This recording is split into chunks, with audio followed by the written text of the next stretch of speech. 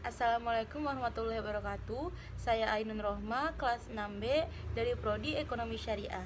Di sini saya akan menjelaskan materi tentang koperasi dalam pandangan Islam.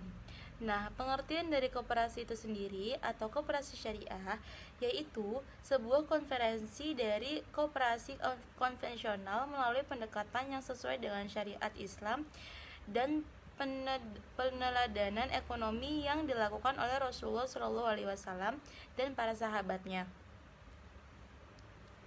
Nah, untuk konsep utama dari koperasi syariah adalah menggunakan akad syirkah mufawadah, yakni sebuah usaha yang didirikan secara bersama-sama oleh dua orang atau lebih.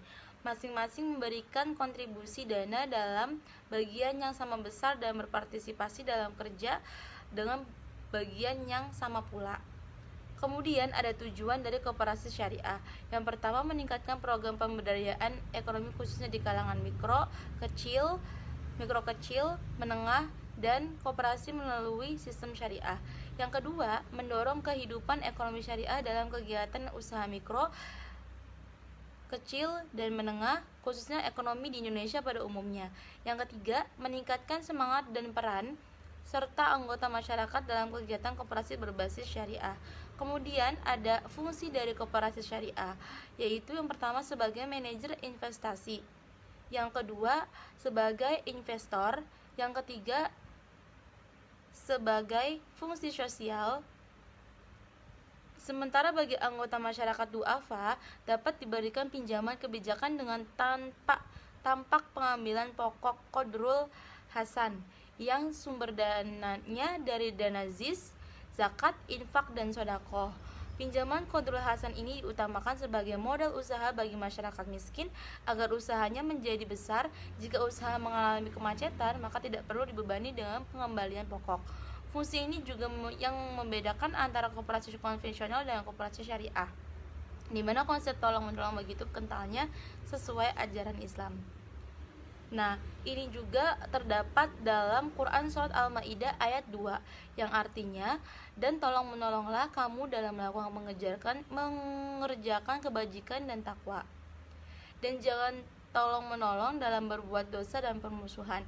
Bertakwalah kamu kepada Allah Subhanahu wa taala, sungguh Allah sangat berat siksaannya.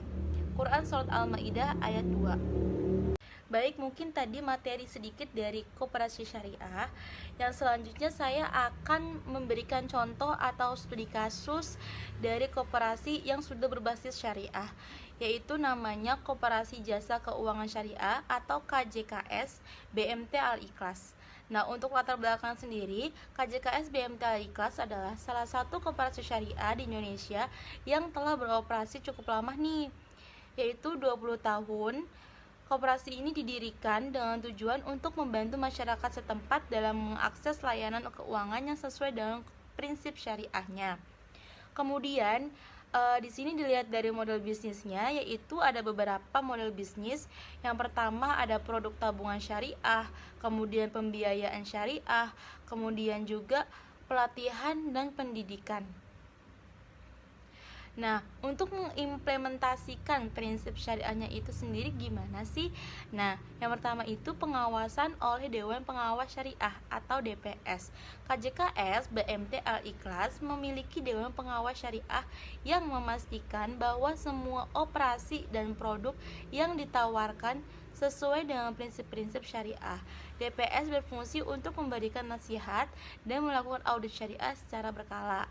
Kemudian yang kedua, pembagian keuntungan. Keuntungan yang diperoleh dari koperasi syariah dibagi berdasarkan prinsip bagi hasil. Kalau yang konvensional itu kan bukan bagi hasil, atau bisa disebut dengan bunga kalau yang konvensional.